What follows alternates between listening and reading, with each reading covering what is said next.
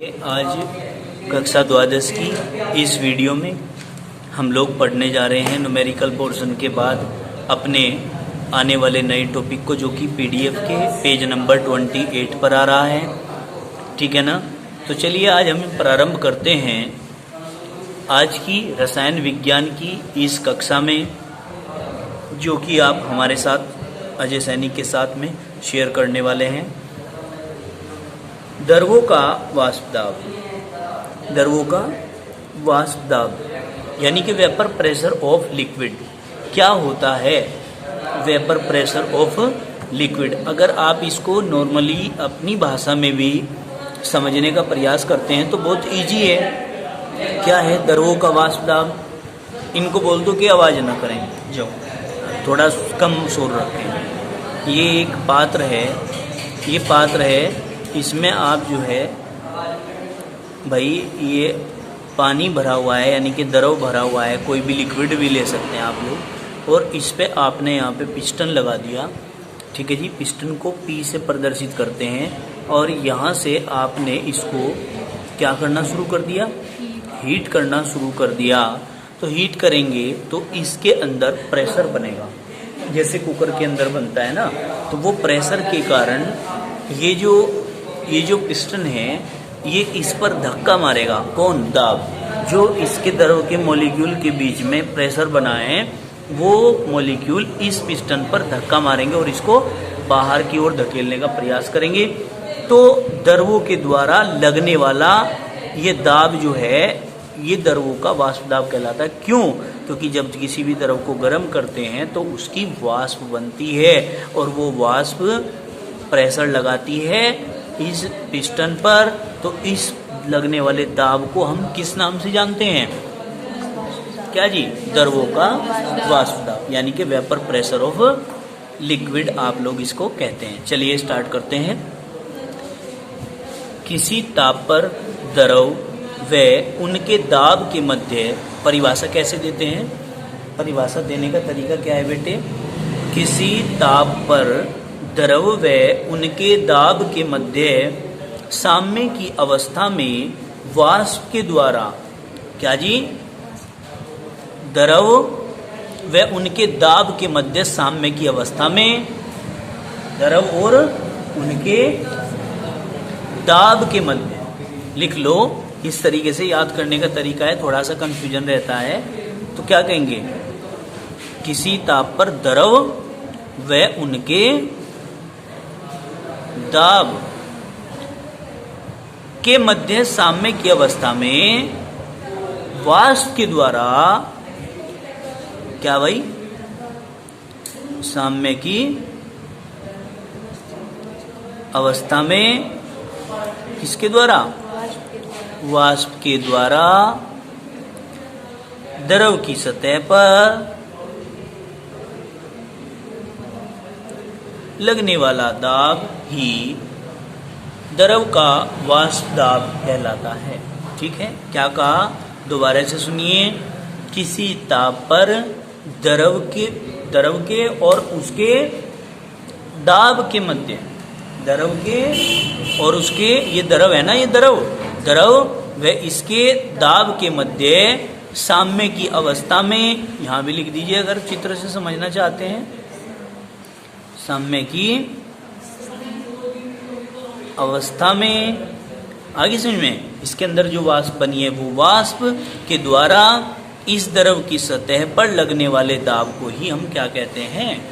वाष्प दाब कहते हैं। समझ में आई बात? क्या कहा हमने? दोबारा सुनिए एक बार और, तीसरी बार रिपीट कर रहा हूं मैंने क्या कहा? किसी ताप पर, टेम्परेचर पर, किसके? द्रव के और उनके मध्य लगने वाले दाब, ये द्रव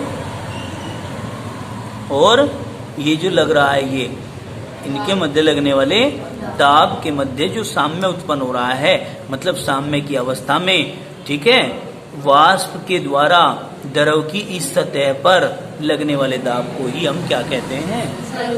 द्रव का वाष्प दाब कहते हैं। इसकी परिभाषा याद करने में टेंशन होती है, ऐसे याद नहीं होती, जल्दी से भूल जाते हैं। तो हमने दो तीन बातें ध्यान रखनी है भाई। किसी निश्चित ताप पर द्रव व उसके दाब के मध्य साम्य की अवस्था में वाष्प के द्वारा द्रव की सतह पर लगने वाले दाब को ही क्या कहते हैं बेटे? द्रव का वाष्प दाब कहते हैं। अब आता है इसके बाद कवथनांक। क्या आता है? कवथनांक। इसको आगे छोड़िए, अब कवथनांक टॉपिक पढ़िए। कवथनांक, अब देखिए कवथनांक क्या होता है। कवथनांक को हम बॉइलिंग पॉइंट कहते हैं। क्या कहते हैं बेटा? Boiling point. और बॉइलिंग पॉइंट क्या होता है? उबलना।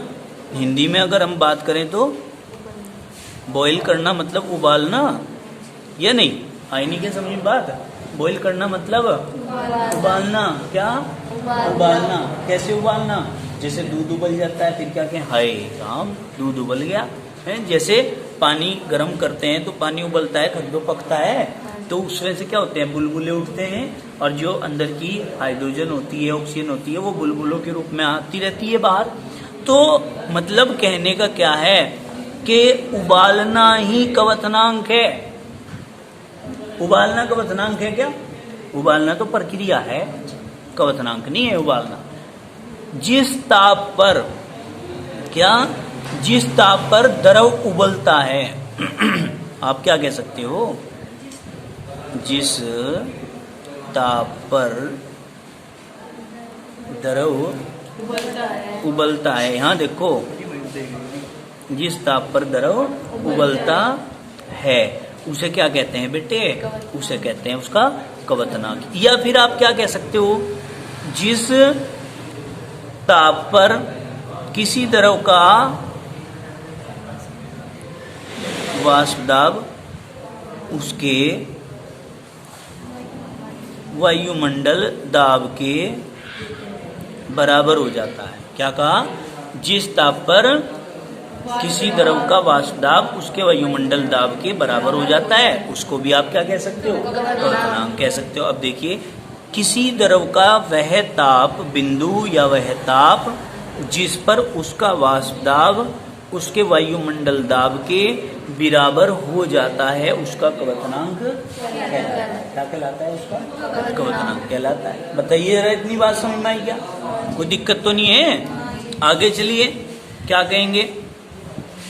सिंपल सी चीजें चल रही हैं। अब देखो, ये बात बहुत खास है, वाष्प का आपेक्षिक अवनमन। क्या भाई? वाष्प का आपेक्षिक अवनमन। देखो, इस शब्द को समझिए। पहले तो अर्थों को ही समझना है।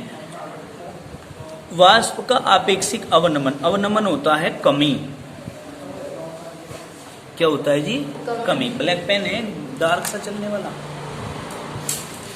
कमी, कमी माने गिरावट। गिरावट, ठीक है जी। इसको, गिरावट को आप कमी को किसमें? ताप में कमी को या गिरावट को अवनमन कह सकते हैं। क्या कह सकते हैं? अवनमन। कोई दिक्कत तो नहीं है? ये बातें मैंने तो आप लोगों को समझाई हैं। अब आपको इन्हें पढ़ना है, तो इसमें क्या पढ़ेंगे हम? देखो ध्यान से समझिए भाई। क्या कहा?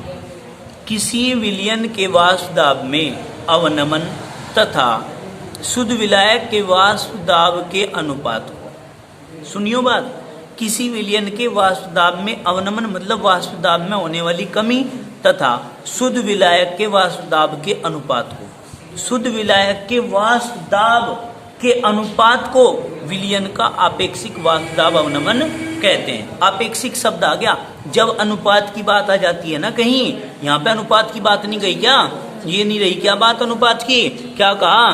किसी विलयन के वाष्प दाब में अवनमन तथा शुद्ध विलायक के वाष्प दाब के अनुपात को विलयन का आपेक्षिक वाष्प दाब अवनमन कहते हैं। फॉर्मूला क्या है?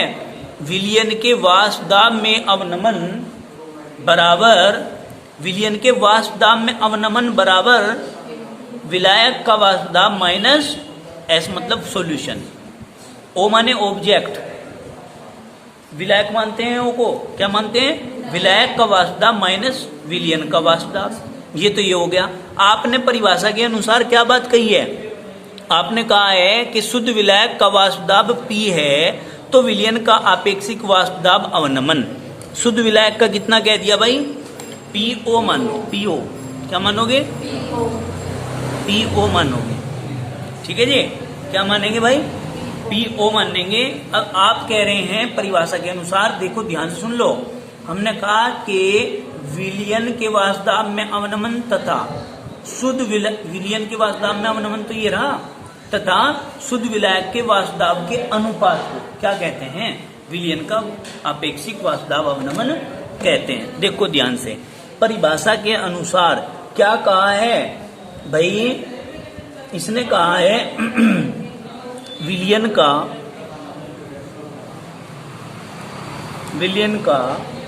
क्या भाई, आपेक्षिक, समझियो ध्यान से, इसे वीडियो में से करना, आपेक्षिक वाष्प दाब अवनमन बराबर क्या भाई, विलयन के वाष्प दाब में अवनमन बटे शुद्ध विलायक का वाष्पदाब। परिभाषा के अनुसार ये बात सत्य है, यही तो कह रहे हो आप लोग भाई। आपने क्या कहा बेटे कि किसी विलयन का आपेक्षिक वाष्पदाब अवनमन अगर निकालना है तो आप क्या कहेंगे, विलयन के किसी विलयन के निश्चित ताप पर वाष्पदाब में अवनमन तथा शुद्ध विलायक का वाष्पदाब का जो अनुपात होता है वही विलयन का आपेक्षिक वाष्पदाब अवनमन कहलाता है। अब आपने कहा था चूंकि विलयन का वाष्पदाब अवनमन क्या है भाई, PO माइनस PS बटे शुद्ध विलायक का कितना है, PO PS है बेटे, हाँ सॉरी PS। अब आप क्या करेंगे भाई, यहाँ ध्यान से लगो, क्या करेंगे, अलग अलग लिख लो, PO upon PO minus PS upon PO, कर नहीं सकते इसे ऐसे, इससे ही नहीं कट गया तो क्या आ जाएगा आपका आ जाएगा 1 माइनस PS अपॉन PO। बताओ जरा, इतनी बात समझ में आई क्या, कोई दिक्कत तो नहीं है राय जानी, समझ में आ गया आपके भाई, कोई दिक्कत है क्या। तो विलयन का आपेक्षिक वाष्पदाब अवनमन का फॉर्मूला क्या आया है, 1 माइनस PS अपॉन PO। आप क्या कहेंगे, यहाँ कहेंगे चूंकि PS बराबर विलयन, ऐसा सॉल्यूशन बनता है का वाष्पदाब और PO बेटे विलायक का वाष्पदाब। अगर इतनी बात समझ में आ गई हो तो आगे चलें, क्लियर हो गया। अब आपके पास आता है राउल्ट का नियम, क्या आता है भाई,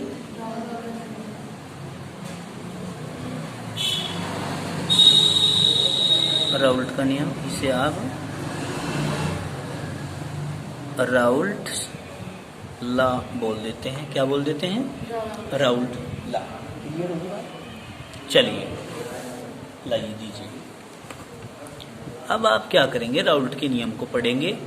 अब राउल्ट का नियम बहुत ज़्यादा इम्पोर्टेंट होता है बोर्ड के लिए।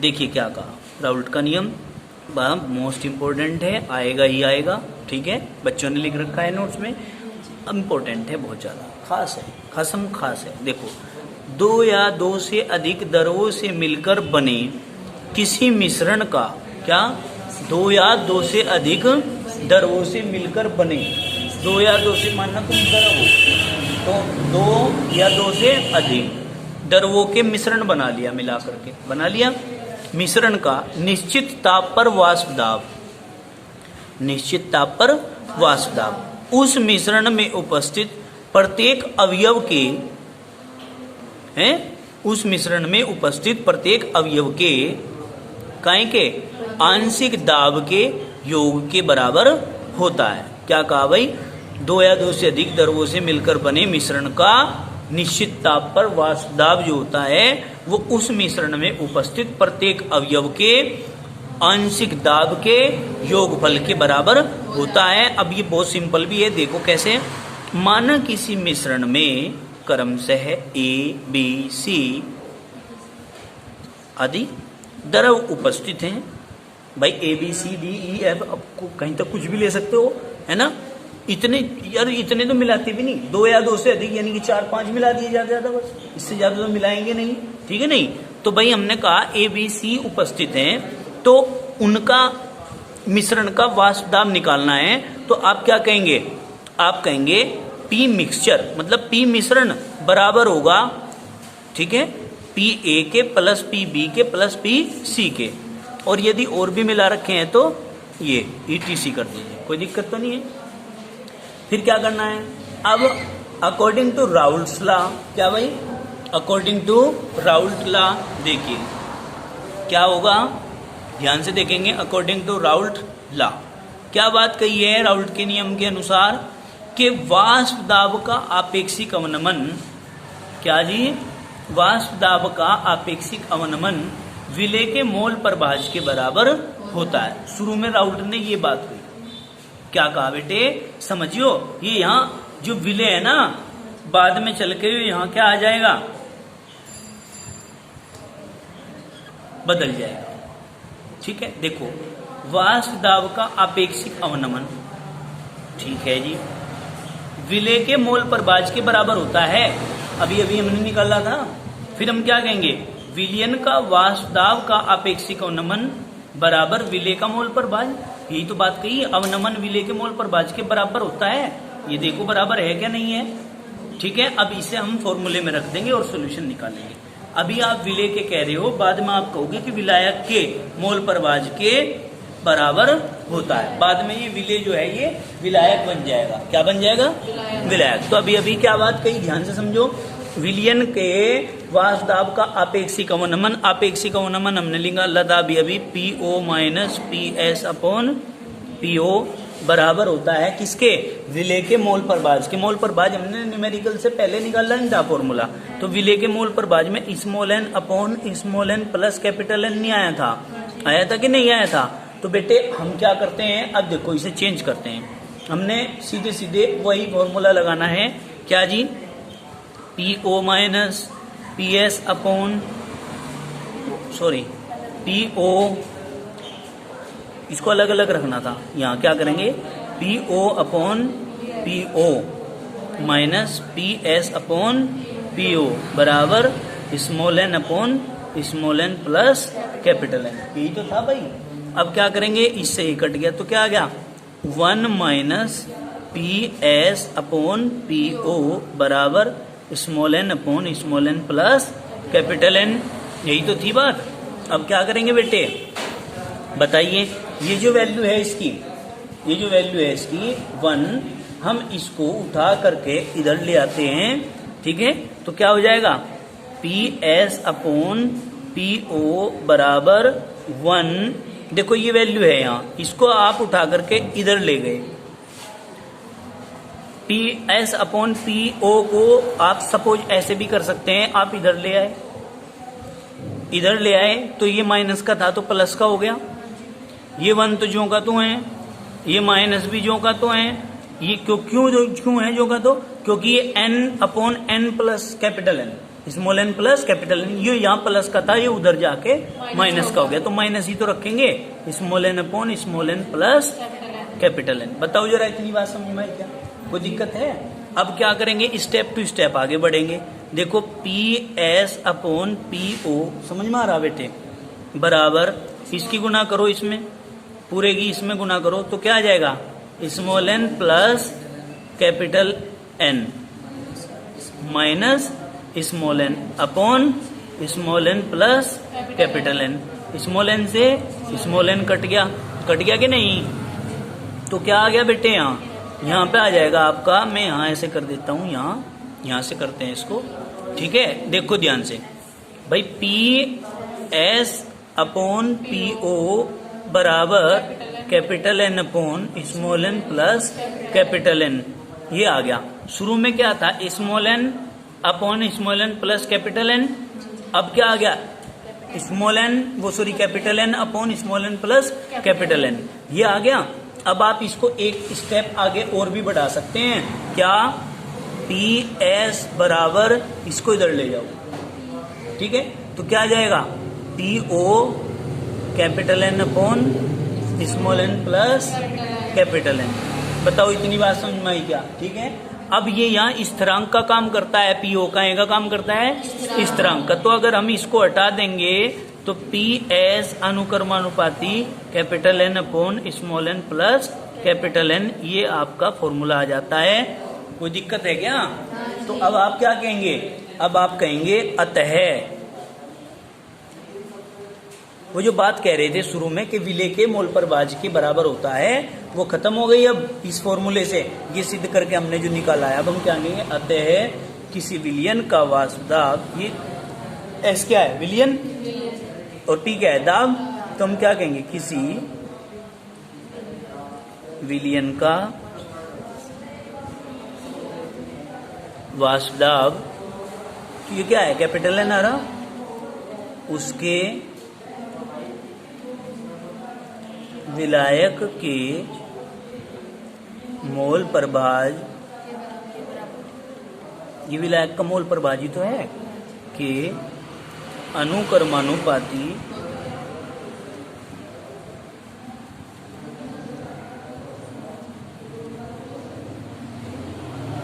होता है। बताइए इतनी बात समझ में आई क्या? कोई दिक्कत है भाई? इंपॉर्टेंट है बहुत ज्यादा। किसका? राउल्ट का नियम। ठीक है बेटा, आई नहीं समझ बात। अब आगे चलेंगे भाई, हटाओ। देखो जी, यहाँ क्या आता है? राउल्ट के नियम की सीमाएं आती हैं, जो कि मोस्ट इम्पोर्टेंट है। अब अभी अभी आपने पढ़ा है राउल्ट का नियम। तो राउल्ट के नियम की सीमाएं, मतलब राउल्ट के नियम की सीमाओं का मतलब क्या है? राउल्ट का नियम कहाँ कहाँ काम करता है, कहाँ कहाँ काम करता है? दया नहीं बताओ है? हाँ, वही बात है कि ये है नियम अवाष्पशील विद्युत अनपघट्य। पहले भी मैंने ये बात बताई थी आपको कि ये शब्द आएगा अवाष्पशील, मतलब जो वाष्प में नहीं बदलते, विद्युत अनपघट्य मतलब जिनमें करंट का प्रवाह नहीं होता, उनके तनु विलयनों के लिए लागू होता है। ठीक है जी, उनके तनु विलयनों के लिए लागू होता है। पायल, रोहतास, बहन जी समझ में आ रहा है? कोई दिक्कत तो नहीं है? पापा का नाम आधार कार्ड में चेक करवा लिया? रोहितास है या रोहतास? तो और मार्कशीट में ठीक है, मैच कर रहा। चलो फिर ठीक है, फिर नहीं दिक्कत आने की। दूसरा, हम अब आगे चलते हैं भाई। ये बात जो मैंने बताई है, ये सभी बच्चे करा लें अपना सही। ठीक है, नहीं बहुत सारे बच्चे हैं, जैसे मानसी बहन जी है, जैसे अरुणा बहन जी है, जैसे कौन है, और जैसे आयुष शर्मा भैया जी हैं, जैसे आरती पूजा में से एक का हो गया, एक का रह रहा है। ठीक है, उनका भी गलत हो रहा है, रीना का भी शायद गलत हो रहा है, और पायल आपका तो हो गया, और आपका भी नहीं हुआ, अभी अपडेट नहीं हुआ बेटे प्रिया। ठीक है, नहीं जिस दिन अपडेट हो जाएगा तब जाके सही होगा।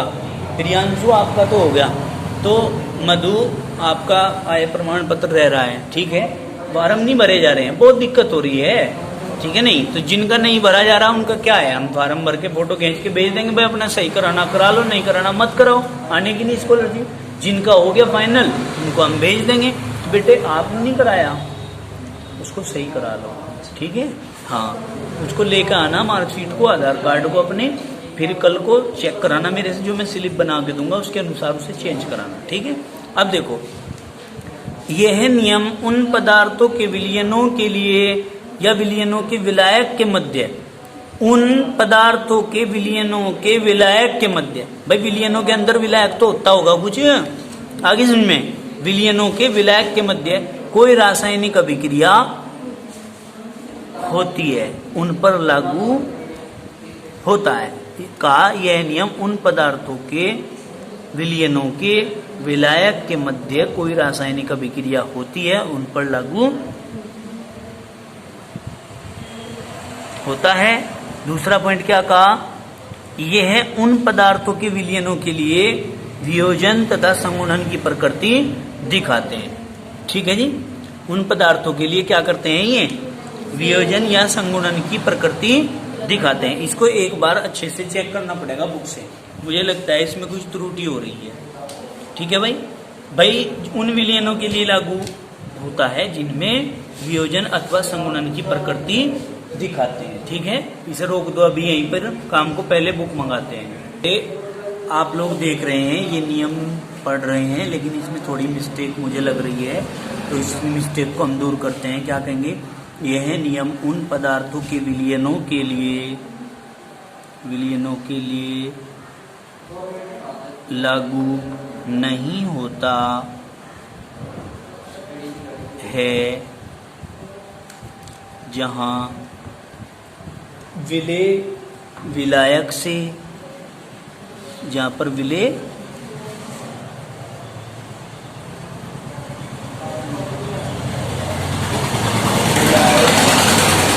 से या विलायक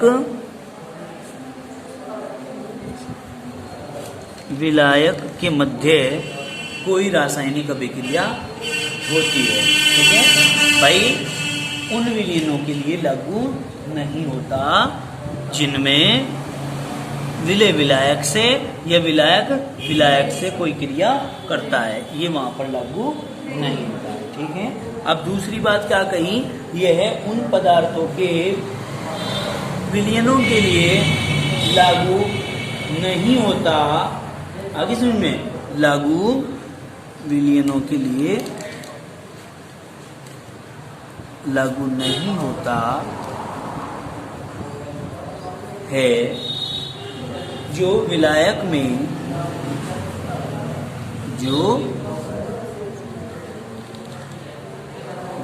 में वियोजन अथवा संगुणन की प्रकृति दिखाते हैं।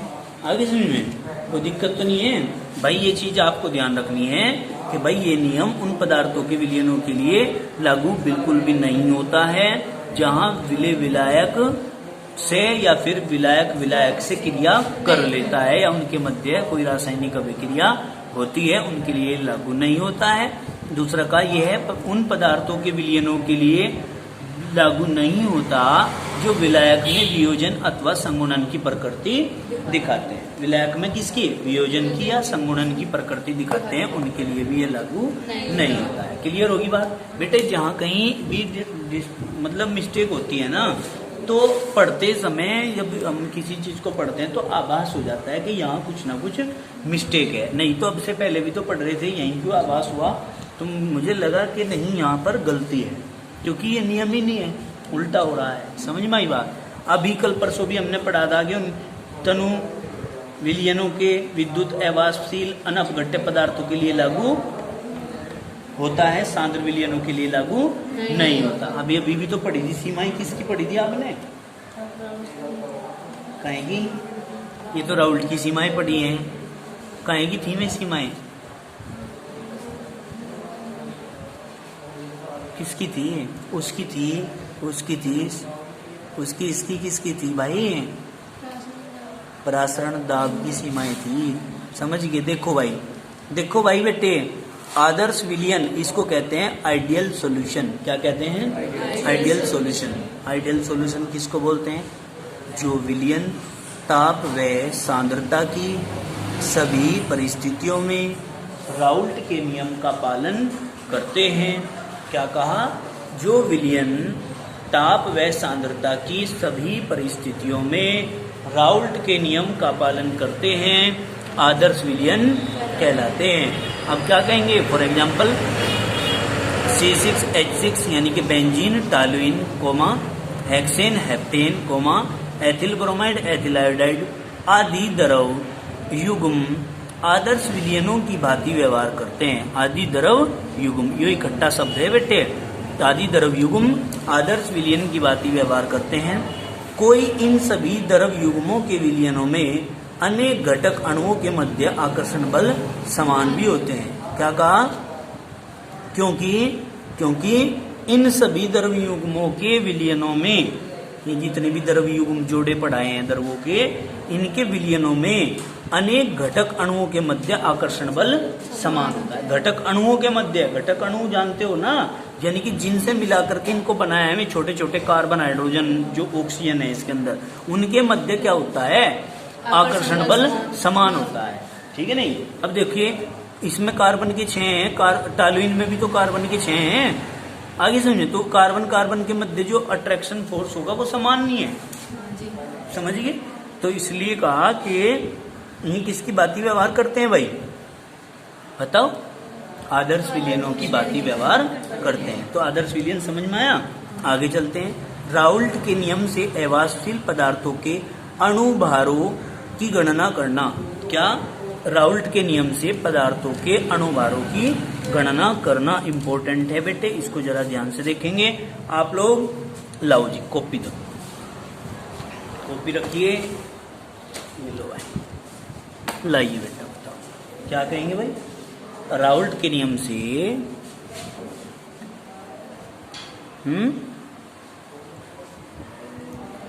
राउल्ट के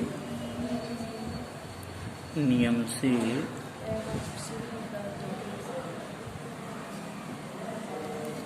अणुभारों की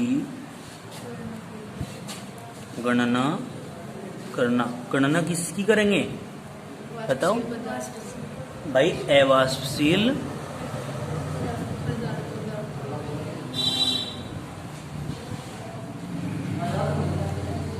पदार्थों के अणुभारों की गणना करना। किसकी सहायता से?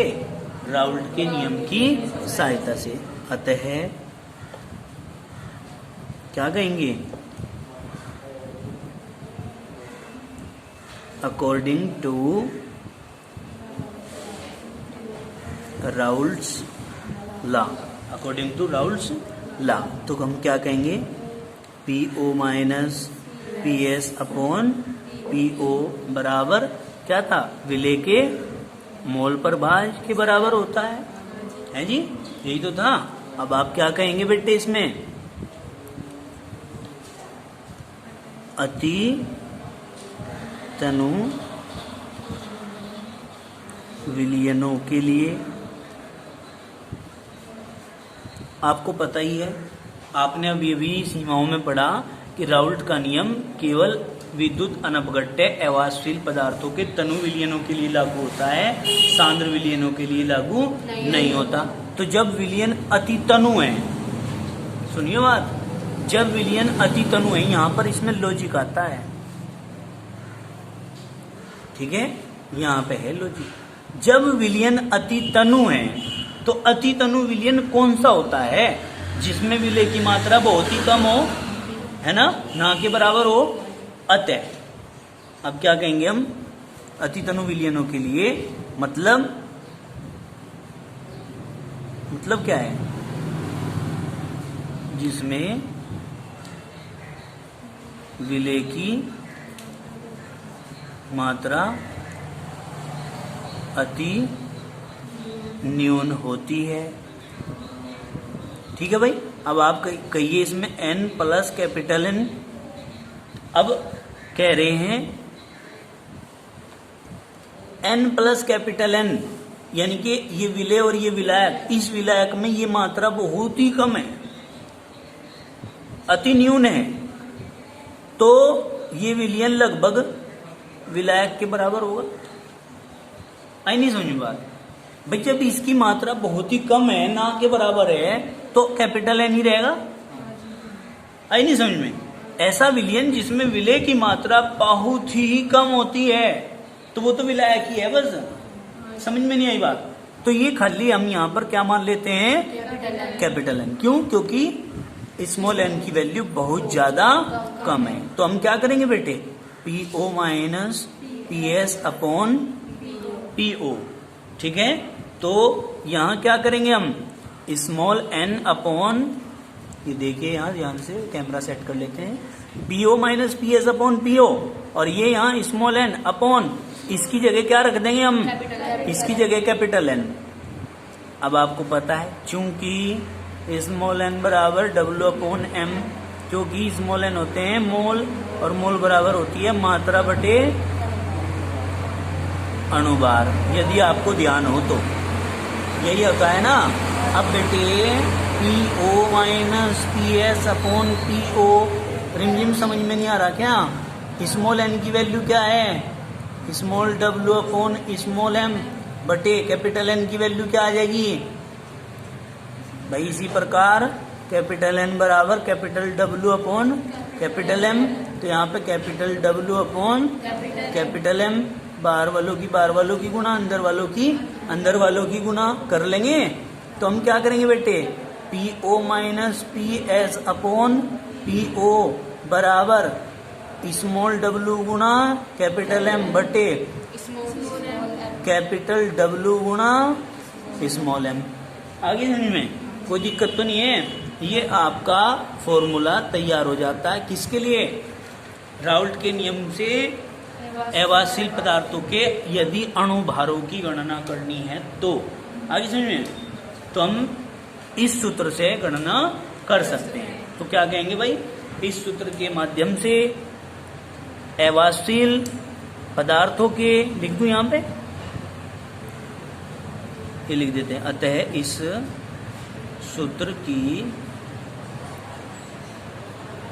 सहायता से क्या भाई, अवाशील बताओ पदार्थों के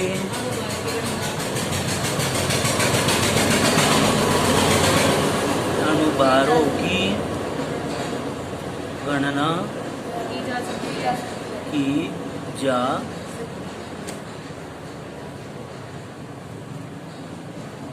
सकती है। ठीक है, कोई दिक्कत तो नहीं है। तो इस प्रकार से ये आपके न्यूमेरिकल पोर्शन का जो फॉर्मूला है हमने ये तैयार किया है। कल हम इसके न्यूमेरिकल को पढ़ेंगे जो कि पीडीएफ का पेज नंबर 31 पर आएगा। आज के लिए इतना ही काफी, बाकी करेंगे कल। धन्यवाद।